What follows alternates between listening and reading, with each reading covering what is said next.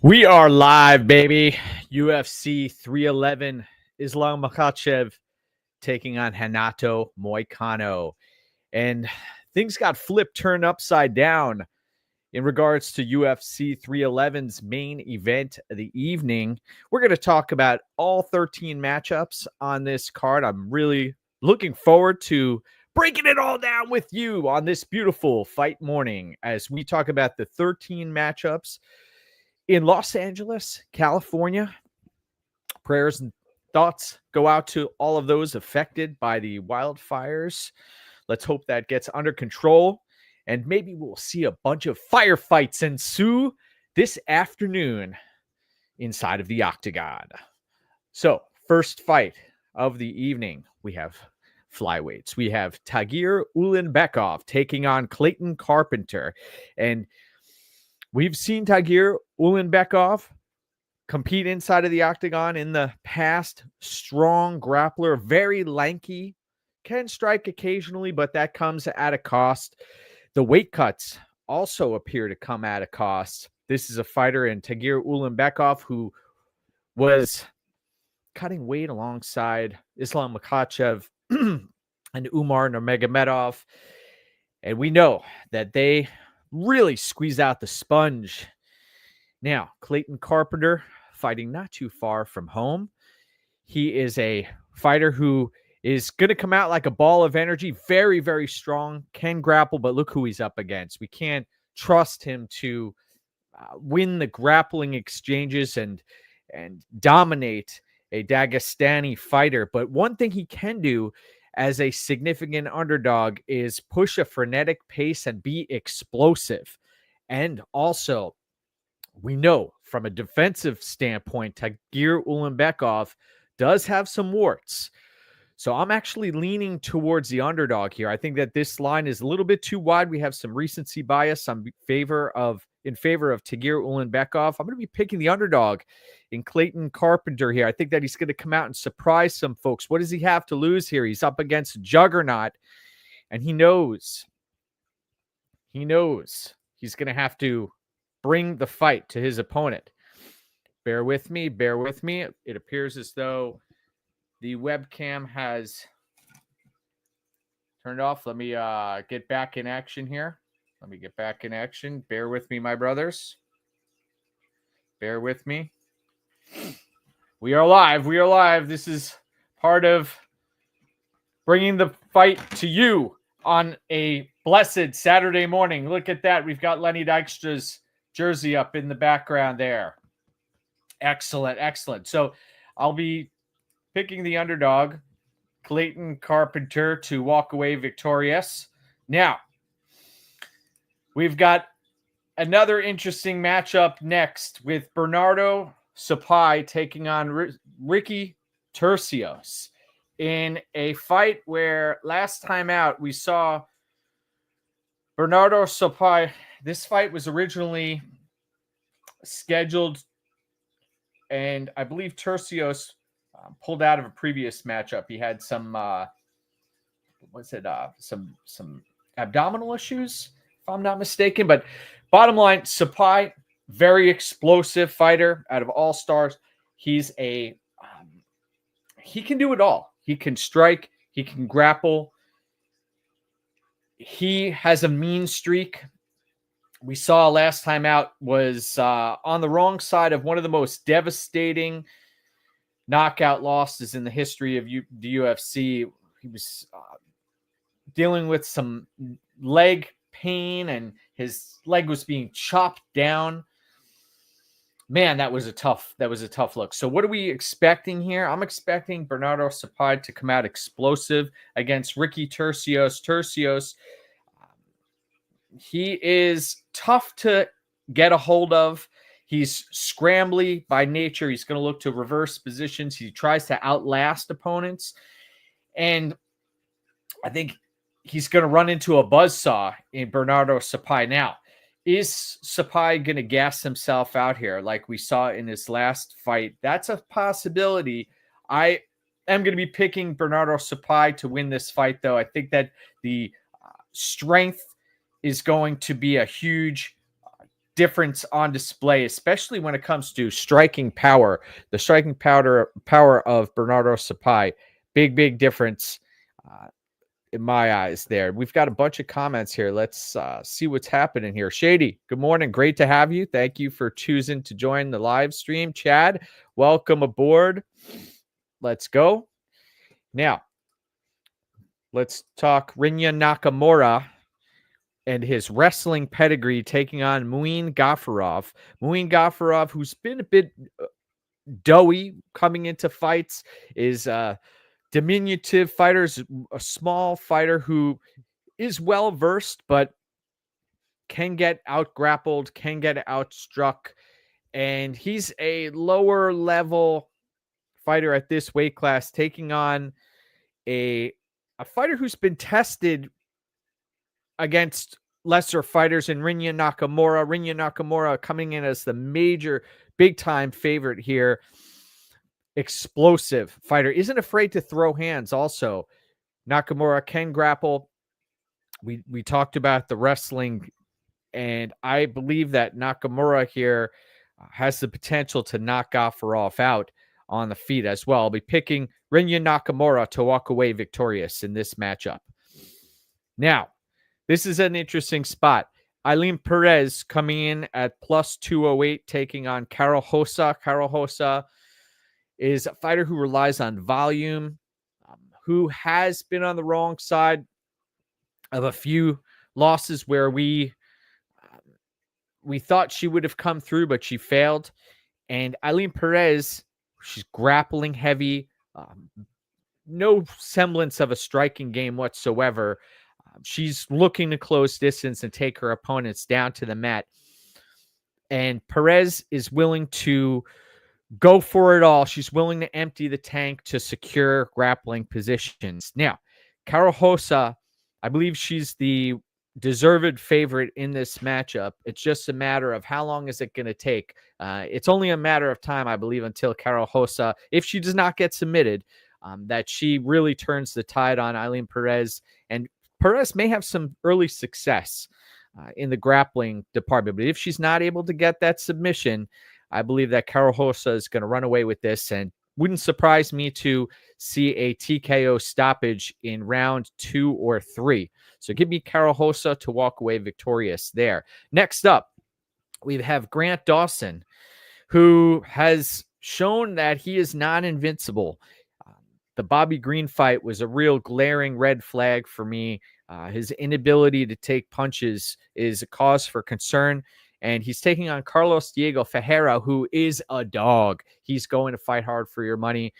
He has sustained mid-fight injuries before, I believe, against Gregor Gillespie. And I am leaning towards Grant Dawson to outlast Carlos Diego Ferreira. I want to go back to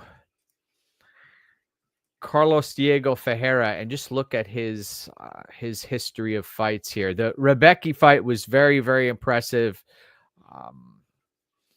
Let's see. Michael Johnson. The Gamrot fight.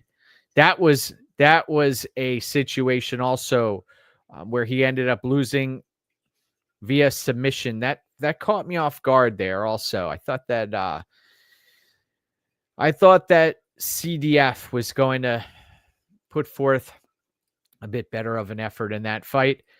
In this fight, though, I know that Grant Dawson is susceptible to possibly getting submitted as well. We've seen folks dangle on his neck, and that's a possibility that could happen here. There was a fight early on in Grant Dawson's career. It was against, let's see. The Derek Minner fight. He was put in a tough spot in that fight. That was, I know, five years ago now, but hopefully he's learned some lessons from that matchup. Grant Dawson, though, he's going to be the pick here. I understand why folks are backing Carlos Diego Ferreira.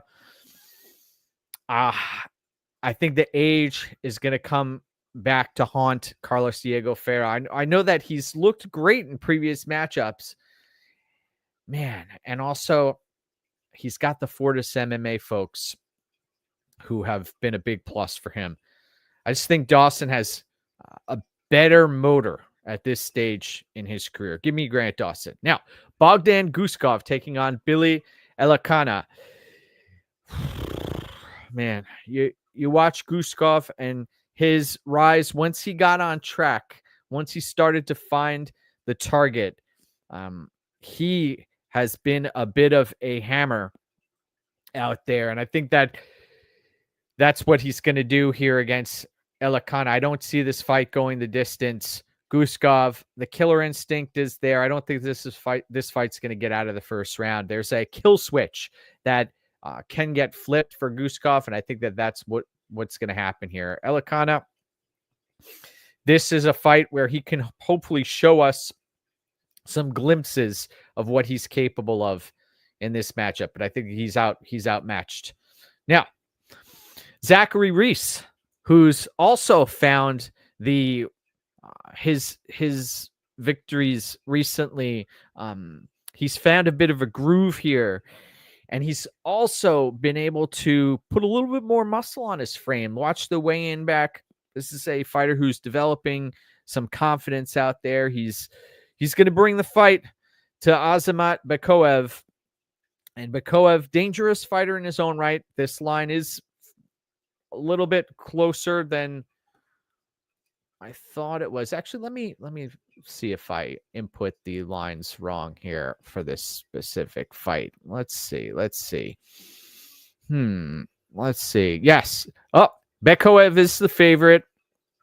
And man, I think Reese is going to surprise some folks here. I think we are going to see a very aggressive Zachary Reese, and that is what likely will be the difference maker. Whoever finds the target first in this matchup will likely walk away victorious, and I'm going to be picking Zachary Reese in that matchup. Now, Peyton Talbott taking on Raoni Barcelos. Raoni Barcelos. When was the last time you saw Barcelos close to a plus 1,000 underdog? This is wild to me. I was watching the weigh-ins with my sons, and they said, wow, Raoni looks like he's shredded. He's completely ripped up for this fight. I know he's the elder statesman of the game, and his chin has shown that it is susceptible to getting cracked. And we know Peyton Talbott is a killer out there. He's got a bit of a mean streak going himself, very stoic,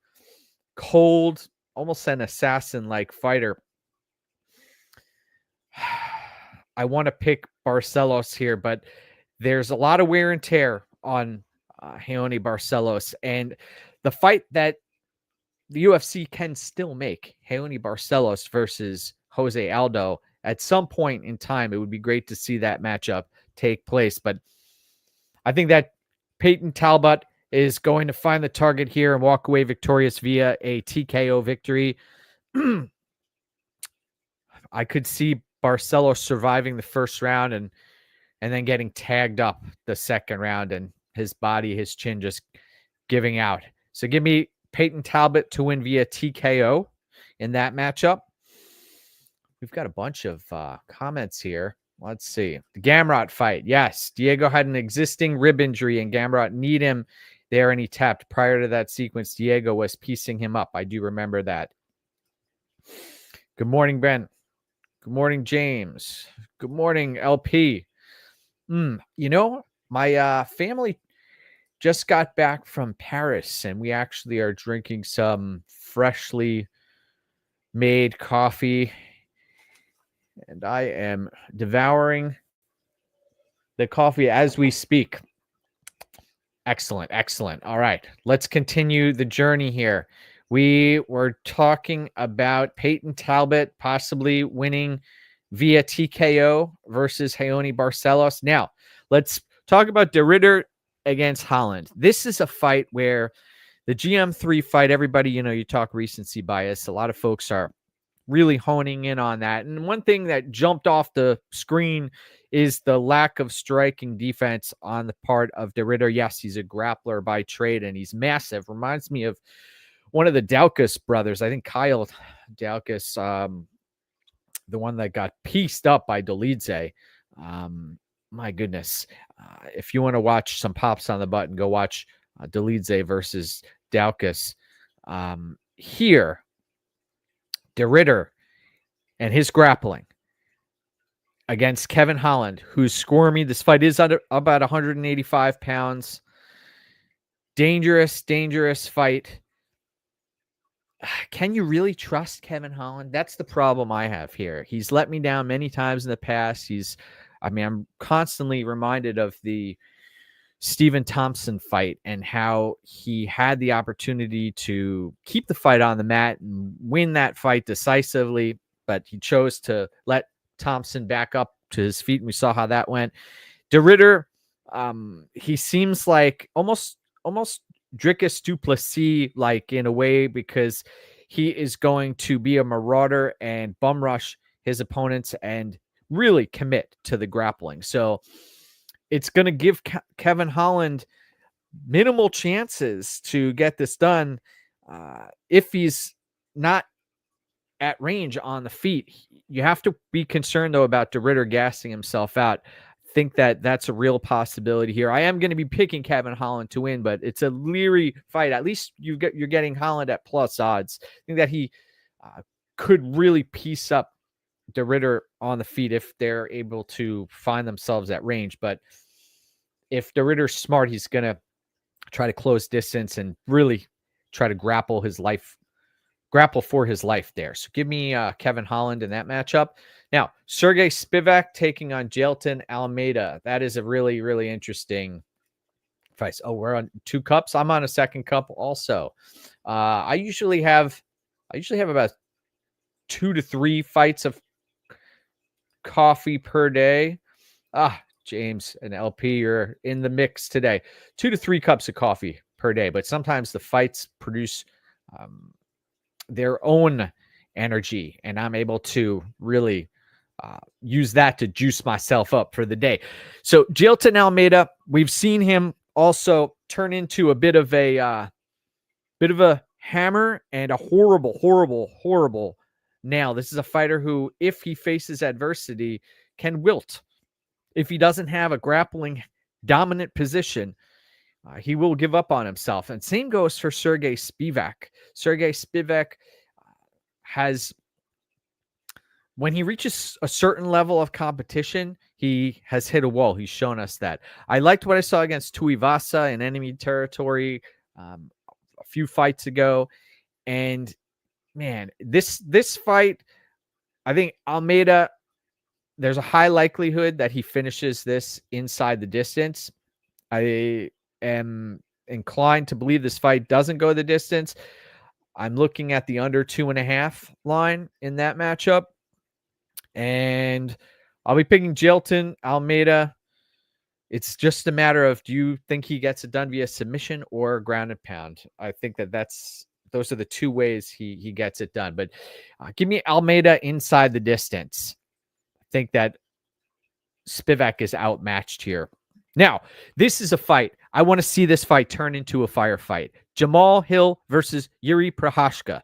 Love this fight. Now, everyone must bow to the uncrowned champion, Magomed Ankalaev. But first, this fight needs to take place. Jamal Hill versus Yuri Prochazka. Now, Jamal Hill was sparked last time out. We saw Alex Ferreira stepped on, I believe, Alex Ferreira stepped on Jamal Hill's foot. I know that there was a break in the action with a groin strike. Didn't let Jamal Hill get set. And then, boom, caught him. And here, Prochazka is a wild man. So if Prochazka is to win this fight, he can't get into a technical affair where he's just sitting at range and trying to be a precise tactician. He's going to have to make it ugly, make it unpredictable, and catch Hill with the spinning elbow or a knee up the middle. Because once Jamal Hill gets going, he could snowball this fight into a dominant victory.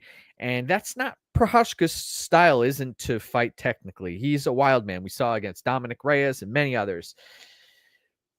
But Hill, we don't know exactly what we're getting. This is somebody who outside of fight camp, you've seen he blows up like a balloon. He has shown us that he can get knocked out, doesn't have much grappling at all. And Prochazka is dangerous. We saw what he did against Glover Teixeira late in the fight.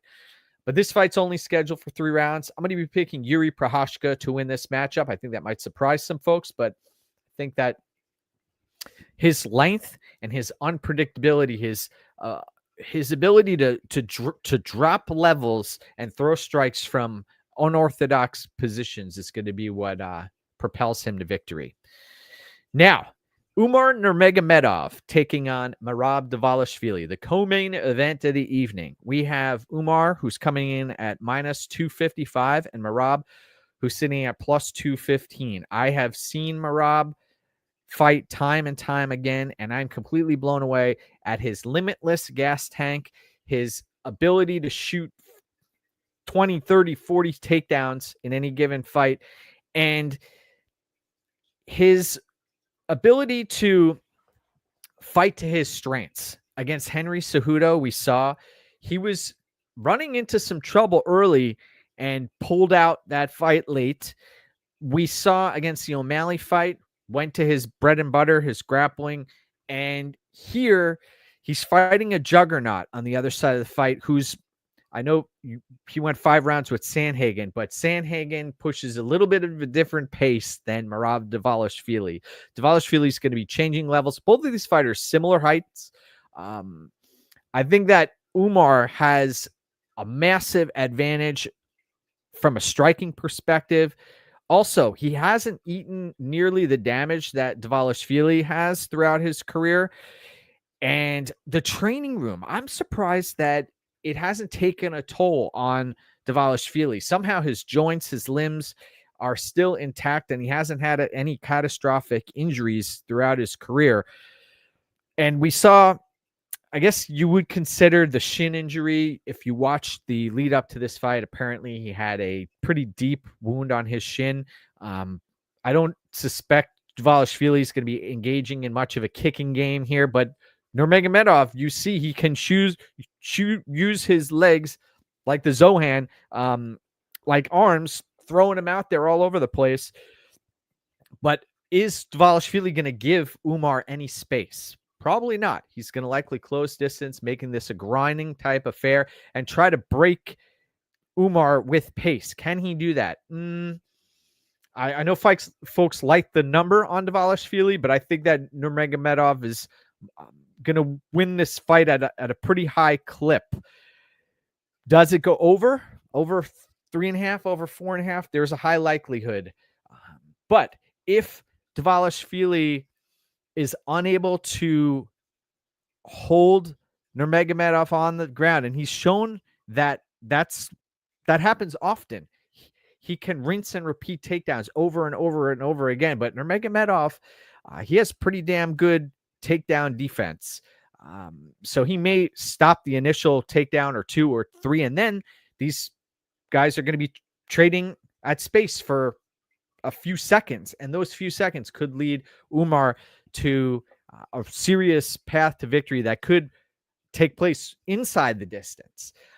So I'm going to be siding with Umar Nurmagomedov here to get this done, and he could win a dominant decision. We've seen Dvalishvili, man, he brings it every time out. It's hard for me to even pick against Dvalishvili, but I'm going to be doing it in this matchup. Now, Islam Makhachev taking on Renato Moicano. I had a bet on Arman Sarukian at plus 330, 1 unit play, and you saw Arman pulled out of the fight. I'm glad he did in some respects, because you don't want to have your money backing an injured fighter. We've seen TJ Dillashaw and others enter the octagon injured, and that typically doesn't fare well. But before we get into that, let's just take a look at some more of our chat in here. We've got Almeida inside the distance is a strong play for you. Excellent. Jiri says he isn't fighting with his hands down anymore. Well, let's see how long that lasts. After a CT from Chama's KO, he's worked his striking defense, he claims. I think a few minutes and that'll change. Outside of a 40-year-old Glover, I don't rate Hill very high. This would be his best win. I agree. I don't rate Hill high at all. Let's see. Merab said he would humble Umar after Umar's condescending remarks. I agree that he's going to attempt to do that, but Umar is pretty damn good. Merab is not dangerous anywhere. Even O'Malley was tagging him in the 5th round. Umar will go to the body and probably get takedowns of his own. Yes, it'd be nice to see him turn the tide on an opponent. Merab's going to pressure cook him. That's it. You're likely that's probably the game plan. Arman definitely had a surprise move we'd never seen before. Disappointed the main event didn't pan out, Shady says. Yes, I agree. But I'd rather Arman not fight injured. That's the key here. And Renato Moicano, he's ready to go. He's taking on a bit of a machine in Islam Makhachev, who, I remember when Chris Wade fought Islam Makhachev, and I was like, who the hell is this guy, Makhachev? And the Dagestani fighters, man, they threw Chris Wade a couple of Dagestani fighters right off the bat. I think it was Kalibov after that. But you watch Makhachev developing, continuing to grow into his frame. I believe he's maximized it, though. Now he's pretty clearly a welterweight fighter who's putting in a ton of work, using that sacrifice that Khabib was talking about to gain a competitive advantage over his opponents. And I don't see Moicano having the stamina from a grappling perspective to go into deep waters here. I know the RDA fight was a different story because there was blood pouring all over the place. He was getting battered, and by the way, I need to mention this too. Islam Makhachev has fought a plethora of featherweights who've moved up to 155 pounds. Dustin Poirier, Charles Oliveira, Renato Moicano. Even Chris Wade ended his PFL run at 145 pounds. You have Volkanovski 2 times, right? You have these smaller fighters, and now he's going to feast likely on Renato Moicano, who, yes, he's a great grappler in his own right, but this is a different level. I believe the Dagestani wrestling that we're going to see here is, as they say, different level, brother. And Makhachev, I believe that we're looking at likely possibly a doctor stoppage. That cut, the scar tissue on Moicano is a real issue. He gets bloodied and beaten in many of his fights. Man, I'm going to be picking Makhachev to win inside the distance here, and I think that he gets this done before they make it to the championship rounds. I think that it's going to happen within 3 rounds, Makhachev finishing the fight. I wish we would have seen Arman Tsarukyan fight Makhachev, because I strongly believe that fight should have been lined close to evens. I think that was a massive opportunity that we've lost here. I don't know if it's going to get rebooked again or how they're going to handle that, but give me Islam Makhachev in that matchup. So looking forward to this matchup, looking forward to getting back at it again. I want to wish everybody a fantastic fight morning. Thank you for your stick-to-itiveness. And if you wouldn't mind liking the video, subscribing to the channel, that would be a big help to us. Have a great rest of your day, and cheers to you, my brothers. Take care.